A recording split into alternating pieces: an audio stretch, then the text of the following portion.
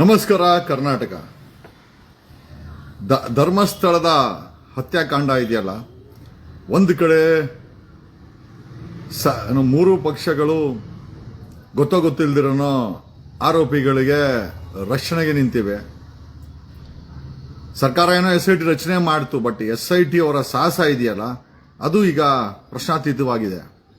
ಜೊತೆಯಲ್ಲಿ ಈ ಧರ್ಮಸ್ಥಳದ ಹತ್ಯಾಕಾಂಡದಲ್ಲಿ ಸಿವಿಲ್ ಸೂಟ್ಗಳನ್ನು ಹಾಕೊಂಡು ಧರ್ಮಸ್ಥಳದ ಹೆಸರನ್ನ ತೆಗಿಬಾರ್ದು ಅಂತ, ಈಗ ಧರ್ಮಸ್ಥಳದ ಹೆಸರು ಎತ್ತಬಾರ್ದು, ಆಮೇಲೆ ಧರ್ಮಸ್ಥಳದ ವೀರೇಂದ್ರ ಹೆಗಡೆ ಹೆಸರು ಎತ್ತಬಾರ್ದು ಅಂತ ಒಂದಷ್ಟು ಪಬ್ಲಿಕೇಶನ್ಸ್ ಆಯಿತು. ನಮಗೂ ಕೂಡ ನೋಟಿಸ್ ಬಂತು. 338 ಜನಕ್ಕೆ ನೆನ್ನೆ ಇದೇ OS ಬಗ್ಗೆ ನೆನ್ನೆ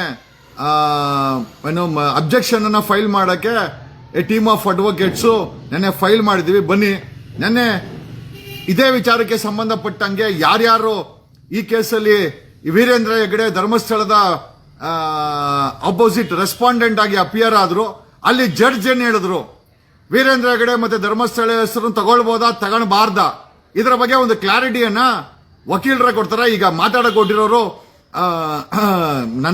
ನಮ್ಮ ಸ್ನೇಹಿತ, ನನ್ನ ತುಂಬಾ ಆತ್ಮೀಯ ಸ್ನೇಹಿತ ವಕೀಲರಾದಂಥ ಪ್ರದೀಪ್ ಅವರು JDS ಅಲ್ಲಿ ಒಂದು ಪ್ರಧಾನ ಕಾರ್ಯದರ್ಶಿಯಾಗಿ ಲೀಗಲ್ ಟೀಮ್ ಅಲ್ಲಿ ಕೆಲಸ ಮಾಡ್ತಾ ಇದ್ದಾರೆ. ಈಗ ನಾನು ಅವ್ರನ್ನೇ ನೇರ ಸಂಪರ್ಕ ತಗೊಂತೀನಿ. ಓಕೆ, ಅಂಡ್ ನೆಕ್ಸ್ಟ್ ಸರ್ ನಮಸ್ಕಾರ. ನಾನು ಇಲ್ಲಿ ಲೈವ್ ಅಲ್ಲಿ ಇದ್ದೀನಿ.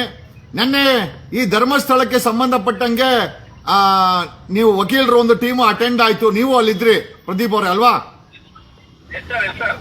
ಸರ್, ನಿನ್ನೆ ವಾದ ಏನಾಯ್ತು? ಈ ಧರ್ಮಸ್ಥಳದ ವೀರೇಂದ್ರ ಹೆಗಡೆನ ಮತ್ತೆ ಧರ್ಮಸ್ಥಳದ ಹೆಸರನ್ನ ಬಳಸಬಾರ್ದು ಅಂತ ಮಾಧ್ಯಮಗಳಲ್ಲೆಲ್ಲ ಹೋದ್ರೆ, ಇದ್ರ ಬಗ್ಗೆ ಸಬ್ಮಿಷನ್ ಏನಾಯ್ತು? ಜೊತೆನಲ್ಲಿ ಅಲ್ಲಿದ್ದಂತ ಜಡ್ಜ್ ಸಾಹೇಬ್ರು ಏನ್ ಹೇಳಿದ್ರು ಸರ್?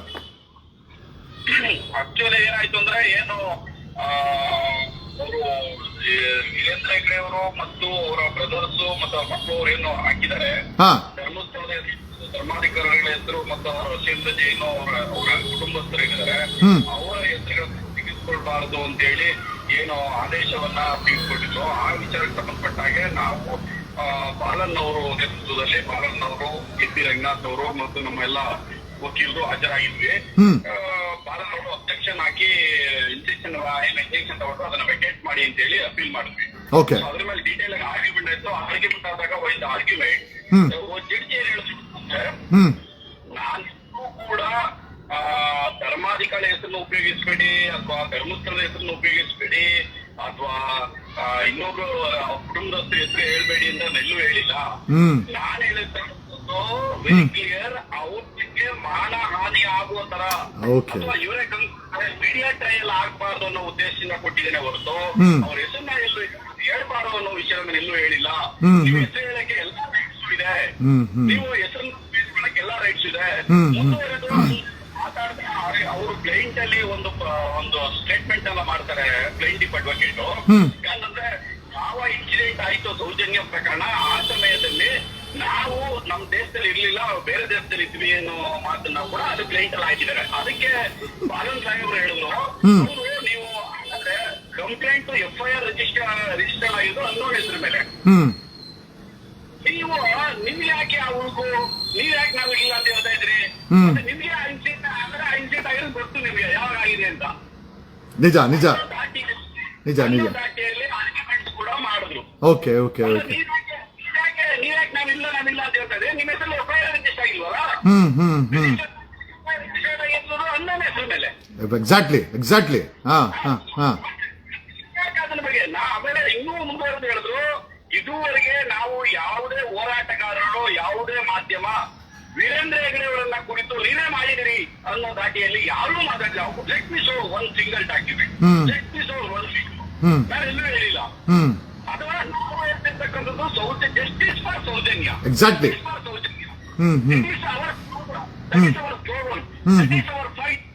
ಅವನ್ನ ನ್ಯಾಯ ಸಿಗಬೇಕು. ಯಾರೋ ಇನ್ನೊಬ್ಬ ಗೊತ್ತಿಲ್ಲದಿರೋ ಅಮಾಯಕರನ್ನ ಚೆಕ್ ಮಾಡಕ್ಕೆ ಅನ್ಫಿಟ್ ಆದಂತಹ ಮೆಂಟಲಿ ಡಿಸಾರ್ಡರ್ ಆದಂತಹ ಸಂತೋಷ್ ರಾವ್ ತಗೊಂಡು ಈ ಕೇಸಲ್ಲಿ ಫಿಟ್ ಮಾಡಿ ಕೇಸನ್ನ ಹಳ್ಳ ಹಿಡಿಯೋ ದಾರಿಯಲ್ಲಿ ಮಾಡಿದ್ರೆ ಯಾರ್ಯಾರು ಹಿಂದೆ ಇದ್ದಾರೆ, ಓಕೆ, ಪೊಲೀಸರು ನಮ್ಮ ನಮ್ದು ಜಸ್ಟಿಸ್ ಫಾರ್ ಸೌಜನ್ಯ. ಅದಕ್ಕೆ ನಿಮ್ ಹೋರಾಟ ಮಾಡ್ಲಿಕ್ಕೆ ನಮ್ದು ಯಾವುದೇ ವಿರೋಧ ಇಲ್ಲ ಅಂತ ಕೇಳಿದ್ರು. ನೀವು ಹೋರಾಟ ಮಾಡ್ಲಿಕ್ಕೆ ನೀವು ಕೇಳಕ್ಕೆ freedom of science, freedom of express, exactly ಹೇಳಿದ್ರು.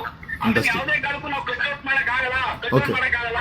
ಓಕೆ, ನಿಮ್ಗೆ ಎಲ್ಲಾ ರೈಟ್ಸ್ ಇದೆ, ಅದನ್ನ ಕೇಳಕ್ ರೈಟ್ಸ್ ಇದೆ, ಕೇಸ್ ಹಾಕಕ್ ರೈಟ್ಸ್ ಇದೆ, ಮಾತಾಡಕ್ ರೈಟ್ಸ್ ಇದೆ. ನಾನು ಮಾಡಿರ್ತಕ್ಕಂಥದ್ದು don't come to the media trial and don't come to the conclusion ಇವೇ ಮಾಡಿದ್ದಾರೆ ಅನ್ನೋ ರೀತಿ ಆಗಬಾರ್ದು ಅನ್ನೋ ದೃಷ್ಟಿ ಕೊಟ್ಟಿದ್ದೇನೆ. ಎಕ್ಸಾಕ್ಟ್ಲಿ. ಓಕೆ, ಹೋರಾಟ ಮಾಡಿ ಧರ್ಮಸ್ಥಳದ ಆಮೇಲೆ ಇನ್ನೂ ಮುಂದುವರೆದಿರೋದು ಧರ್ಮಸ್ಥಳ ಹೆಸರನ್ನು ಕ್ಲೈಂಟ್ ಅಲ್ಲಿ ಅವರೇ ಮೆನ್ಷನ್ ಮಾಡ್ತಾರೆ. ಕಂಪ್ಲೇಂಟ್ ಅಲ್ಲಿ ಕೂಡ ಏನು ಈಗ ಮುಸುಕುದಾರಿ ವ್ಯಕ್ತಿ ಬಂದಿದ್ದಾರೆ, ಆ ವ್ಯಕ್ತಿ ಕಂಪ್ಲೇಂಟ್ ಅಲ್ಲಿ ಧರ್ಮಸ್ಥಳದಲ್ಲಿ ನಾನು ಊಟಿನ ಹೆಸರನ್ನ ಮೆನ್ಷನ್ ಮಾಡಿದ್ದಾರೆ. ಎಕ್ಸಾಕ್ಟ್ಲಿ. ಹೆಸರನ್ನ ಒಂದ್ಸರಿ ಕಂಪ್ಲೇಂಟ್ ಅಲ್ಲಿ FIR ಅಲ್ಲಿ ಆ ಹೆಸರು ಬಂದ್ಬಿಟ್ಮೇಲೆ ನಾವೇ ಕ್ರಿಯೇಟ್ ಮಾಡ್ತೇವೆ, ಹೋರಾಟಗಾರನ್ ಕ್ರಿಯೇಟ್ ಮಾಡ್ತಾರೆ ಧರ್ಮಸ್ಥಳದ ಹೆಸರನ್ನ. ಎಕ್ಸಾಕ್ಟ್ಲಿ. ಮೀಡಿಯಾ ಕ್ರಿಯೇಟ್ ಮಾಡ್ತಿಲ್ಲ. ಕಂಪ್ಲೇಂಟ್ ಅಲ್ಲಿ ಆಲ್ರೆಡಿ ಮೆನ್ಷನ್ ಆಗಿದೆ 20% ಅಟ್ಲೀಸ್ಟ್ ಈ FIR ನಲ್ಲಿ ಅವ್ರು ಧರ್ಮಸ್ಥಳದಲ್ಲಿ ನಾನು ಹೆಣ ಓದ್ತೀನಿ ಅಂತ ಹೇಳ್ತಾನೆ ಮುಸುಕುದಾರಿ ವ್ಯಕ್ತಿ ಅಲ್ವಾ. ಹಾಗಾಗಿ ಹೆಸರು ತಗೋಬೇಡಿ ಅಂತ ಹೇಳಕ್ ಆಗಲ್ಲ. ಅದಕ್ಕೆ ಅವ್ರು ಜನರು ಅವರು ತಗೋಬೇಡಿ ಅಂತ ಹೇಳಿಲ್ಲ ಅಂತ ಹೇಳ್ತಾರೆ. ಎಕ್ಸಾಕ್ಟ್ಲಿ. ಓಕೆ. ಅವರು ಹಾನಿ ಹಾಕೋತರ ಅವರಿಗೆ ಗೌರವಕ್ಕೆ ಧಕ್ಕೆ ಬರೋ ತರ ಹೇಳಬೇಡಿ ಅಂತ ಹೇಳಿದ್ರೆ ಹೊತ್ತು ಹೆಸರು ತಗೊಳಕ್ಕೆ ನಮ್ಗೆ ಯಾವುದೇ ಅಭ್ಯಂತರ ಇಲ್ಲ, ಮಾತಾಡ್ಲಿಕ್ಕೆ ಯಾವುದೇ ಅಭ್ಯಂತರ ಇಲ್ಲ, ಕೇಳಲಿಕ್ಕೆ ಅಭ್ಯಂತರ ಇಲ್ಲ, ಜಸ್ಟಿಸ್ ಫಾರ್ ಸೌಜನ್ಯ ಅಂತ ಹೋರಾಟ ಮಾಡ್ಲಿಕ್ಕೂ ನಮ್ದು ಯಾವುದೂ ಅಭ್ಯಂತರ ಇಲ್ಲ ಅಂತ ಹೇಳುದು. ಫ್ಯಾಂಟಾಸ್ಟಿಕ್. ನಮ್ಮ ವ್ಯೂವರ್ಸ್ ಹೆಚ್ಚು ಕಡಿಮೆ ಒಂದು 300 ಜನ ನೋಡ್ತಾ ಇದ್ದಾರೆ ಪ್ರದೀಪ್ ಅವರೇ. ಈ ಕ್ಲಾರಿಟಿ ಸಮಾಜಕ್ಕೆ, ಕರ್ನಾಟಕಕ್ಕೆ ಈ ಒಂದು ಹತ್ಯಾಕಾಂಡಕ್ಕೆ ನ್ಯಾಯ ಸಿಗಬೇಕು ಅನ್ನೋರಿಗೆ ಒಂದು ಉತ್ತೇಜನ ಕೊಡುತ್ತೆ. ನಾವು ಕರ್ನಾಟಕದ ಪರವಾಗಿ, ನಮ್ಮ ಪರವಾಗಿ ನಿಜವಾಗ್ಲೂ ನಮ್ಮ ಟೀಮ್ ಏನದಲ್ಲಿ ಪಾಪ ಅಲ್ಲಿ ರೆಪ್ರೆಸೆಂಟ್ ಕೊಟ್ಟರು AP ರಂಗನಾಥ್, ನೀವು Balan sir, if I not wrong advocate Balan sir most argument ಮಾಡಿದ್ದು ಅನ್ಕೊಂತೀನಿ ಅಲ್ವಾ? ಆರ್ಗ್ಯುಮೆಂಟ್ ಮಾಡಿದ್ದು ಇನ್ನೂ ಮುಂದೆ ಇನ್ನೂ ಒಂದು ಮಾತು ಹೇಳಿದ್ರು, ಈ ಘಟನೆ ನಡೆದಿದೆ, ಅದಕ್ಕೆ ನ್ಯಾಯ ಸಿಗಬೇಕು. ಓಕೆ. ನ್ಯಾಯ ಸಿಗಬೇಕು, ಅದಕ್ಕೆ ನಮ್ದು ಯಾವುದೇ ಇದಿಲ್ಲ, ಅಬ್ಜೆಕ್ಷನ್ ಇಲ್ಲ, ನಾವಿಲ್ಲ. ಓಕೆ. ಏನಾಗಿದೆ ಈ ತರದ ಒಂದು ಘಟನೆ ಬರ್ತಾ ಇದೆ, ಆ ಘಟನೆ ಸತ್ಯ ಗೊತ್ತಾಗಿ ಜನಕ್ಕೆ ಎಕ್ಸಾಕ್ಟ್ಲಿ ಆ ಎನ್ಕ್ವೈರಿ ತನಿಖೆ ಆಗಬೇಕು, ಜನಕ್ಕೆ ಗೊತ್ತಾಗ್ಬೇಕು ಅಂತ ಅನ್ನೋ ಮಾತನ್ನು ಕೂಡ ಹೇಳಿದ್ರು. ಫ್ಯಾಂಟಾಸ್ಟಿಕ್. ನೆಕ್ಸ್ಟ್ ಡೇಟ್ ಹೋಯ್ತಾ ಪ್ರದೀಪ್ ಅವರು? ಇದು ನೆಕ್ಸ್ಟ್ ಡೇಟ್ ಹೋಯ್ತಾ? ನಾಳೆ ಮತ್ತೆ ಇದೆಯಾ? ಕರ್ನಾಟಕದ ಜನತೆಗೆ ನಮ್ಮ ಟೀಮು ಅಥವಾ ನಿಮ್ಮ ಟೀಮು ಇವ್ರ ಮೇಲೆ ನಂಬಿಕೆ ಇದೆ, ಬಾಲನ್ಸರ್ ಮೇಲೆ, AP ರಂಗನಾಥ್ ಅವ್ರ ಮೇಲೆ, ನಿಮ್ ಮೇಲೆ. ಅಫ್ಕೋರ್ಸ್ ನಾನು ಬರ್ಬೇಕಾಗಿತ್ತು, ಕಾರಣಾಂತರಗಳಿಂದ ನನಗೆ ಬೇರೆ ಮ್ಯಾಟ್ರ್ ಇತ್ತು, ಅಲ್ಲಿ ಬರ್ಲಿಕ್ಕಾಗಿಲ್ಲ. ಹಾಗಾಗಿನೇ ಕರ್ನಾಟಕದ ಜನತೆಗೆ ನಿಮ್ ಬಾಯಲ್ಲೇ ಕೇಳ್ಸೋಣ, ನೀವು ಅಲ್ಲಿದ್ದವರು ಅಂತ ನಿಮ್ಮನ್ನ ಲೈನಿಗೆ ತಗೊಂಡೆ ಸರ್. Thank you.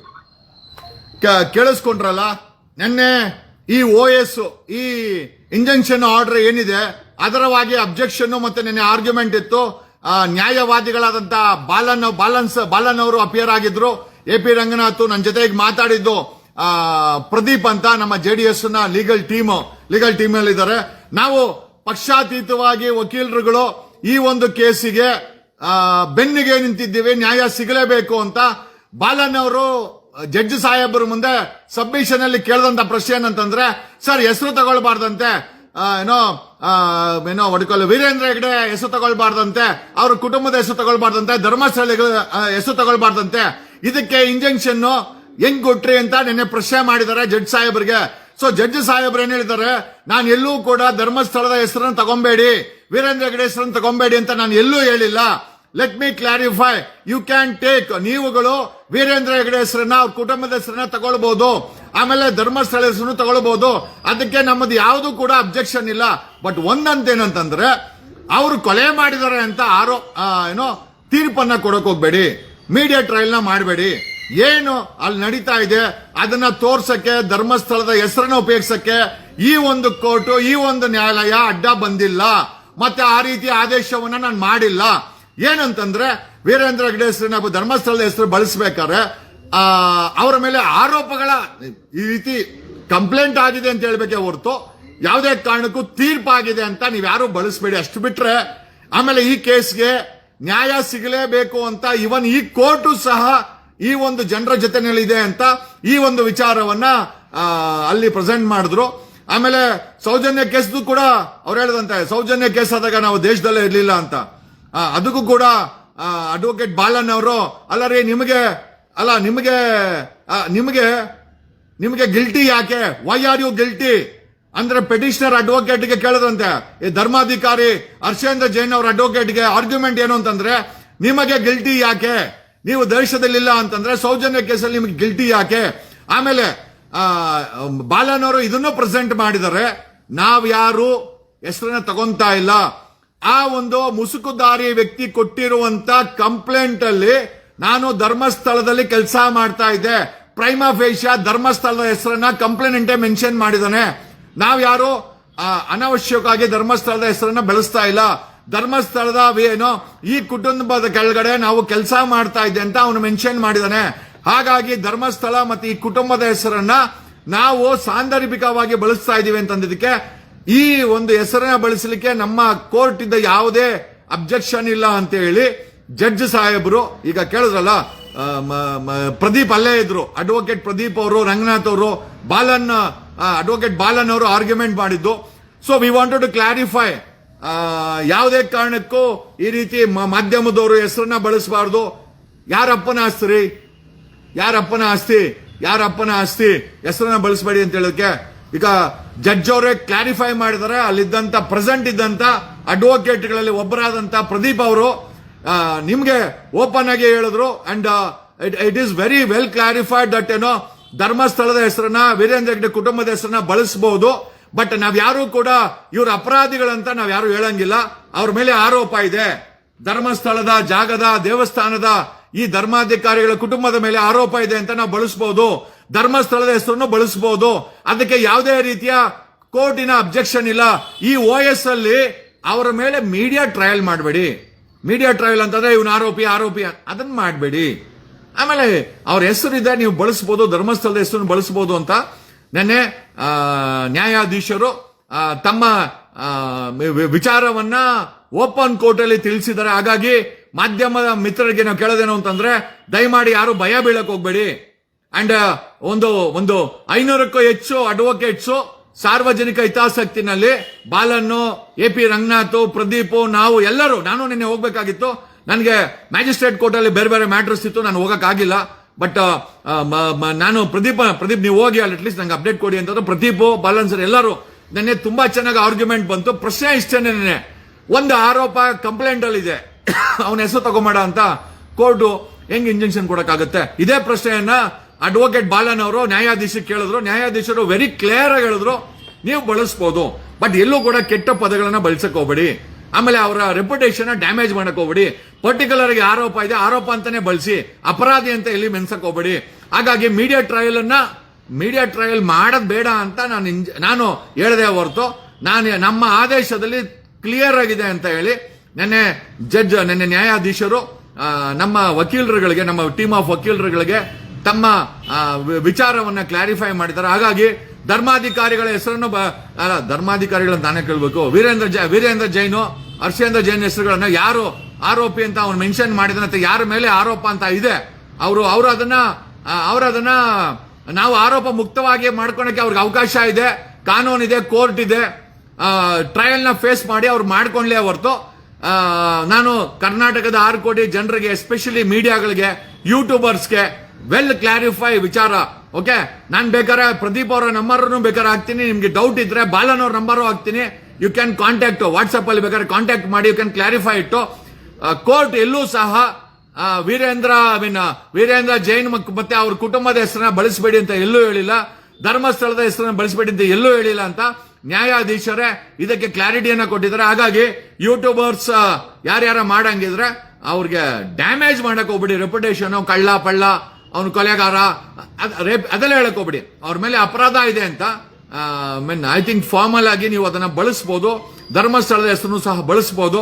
ಒಂದು ದೊಡ್ಡ ಟೀಮ್ ಈ ಒಂದು ವಿಚಾರದಲ್ಲಿ ನಾವೆಲ್ಲ ರೆಡಿ ಮಾಡ್ತಾ ಇದ್ದೀವಿ.